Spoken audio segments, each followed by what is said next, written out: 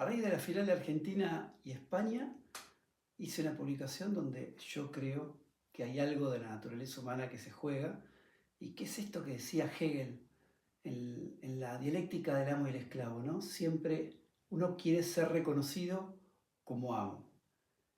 Y si hay un esclavo es porque hay una voluntad de someter al otro. Esto, y pensando en las innumerables guerras que marcan la historia de la humanidad, las conquistas, el colonialismo, un montón de cuestiones vinculadas a la territorialización del poder de una nación por sobre otra. Y sin entrar a ese detalle de españoles contra argentinos, como podría haber sido franceses y argentinos en el Mundial pasado, son equipos de fútbol. Y desconocer que el fútbol no es un deporte de contacto, o sea, no es un deporte de contacto como el karate. Yo hice karate, soy cinturón negro. Pero el fútbol tiene contacto, tiene roce. Y no solamente se juega al fútbol, cualquiera que ha jugado al fútbol de manera amateur, se habla, se conversa, se dicen cosas. Y está la rivalidad latente. Ahora, desconocer todo eso que se juega con la tensión de una final es desconocer las emociones que aparecen y que surgen y van a surgir siempre en el contexto de una disputa. Entonces, no es justificar la violencia, pero la violencia está. De hecho, nuestra naturaleza humana y la cultura es una forma de violencia. ¿Hacia qué? Hacia el ego del ser humano. ¿No? Hay algo muy, muy básico en las cuestiones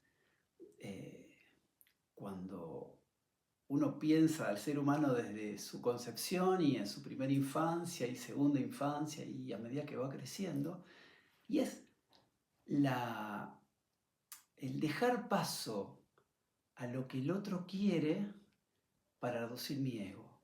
Yo renuncio a lo que quiero, a mi ego, como decía Freud, su majestad del bebé, o sea, dejo de querer ser el rey, ¿por qué? Para compartir con otros.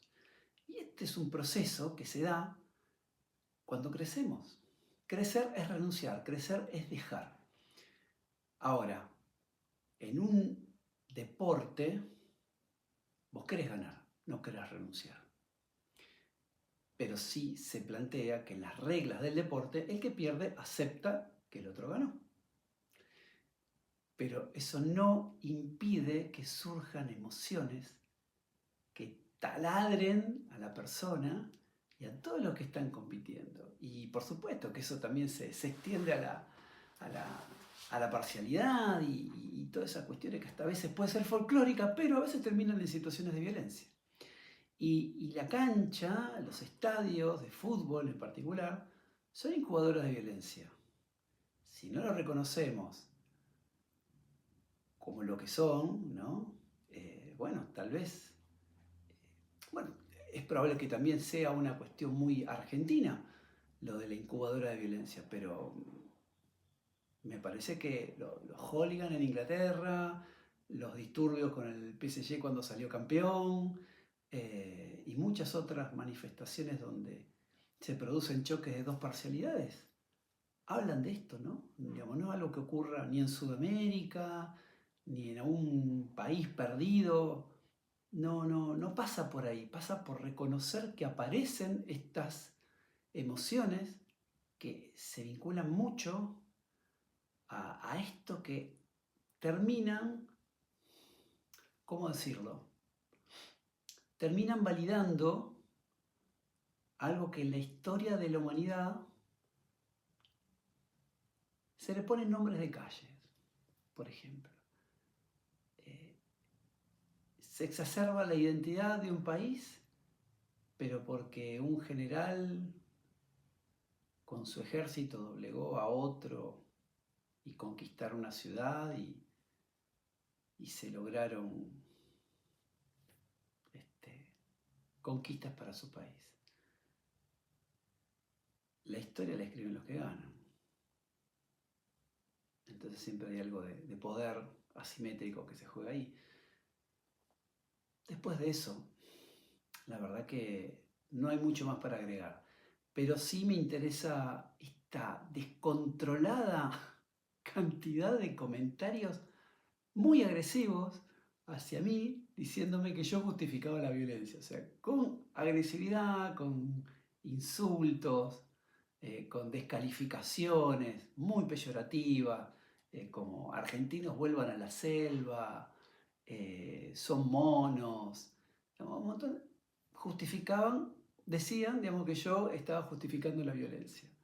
Y lo que yo quise decir es completamente todo lo contrario. Y sí agradezco algunos comentarios muy interesantes que sí me hicieron reflexionar aún más sobre esto que ocurrió y también me aportaron otras miradas sobre estos tristes episodios, ¿no?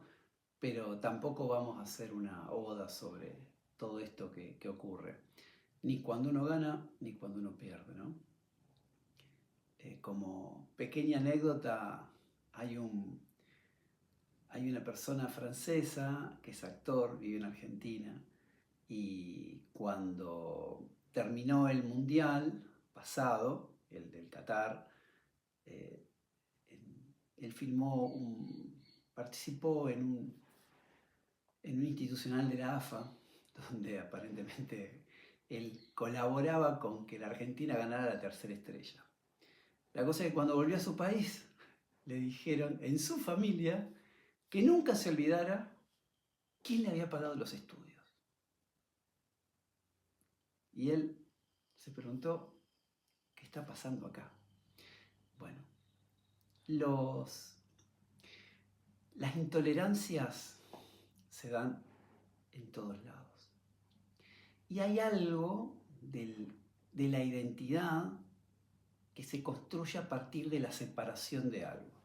Tomo distancia de algo para diferenciarme e identificarme con este grupo. No es renunciar a la identidad, sino es tener una mirada un poco más comprensiva acerca de las cosas, más reflexiva acerca de las cosas.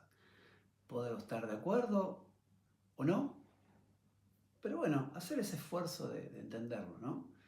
Y como decía Alejandro Dolina, estudiar, reflexionar, no ir a una facultad o una universidad y esas cosas, sino ponerle atención y pensar algo tan humano, como decía Hannah Arendt, pensar, hacer ese esfuerzo de pensar, es ejercer un derecho de humanidad para pensar las otras cosas de nuestra humanidad que no nos hacen sentir tan orgullosos, pero que son parte de nosotros.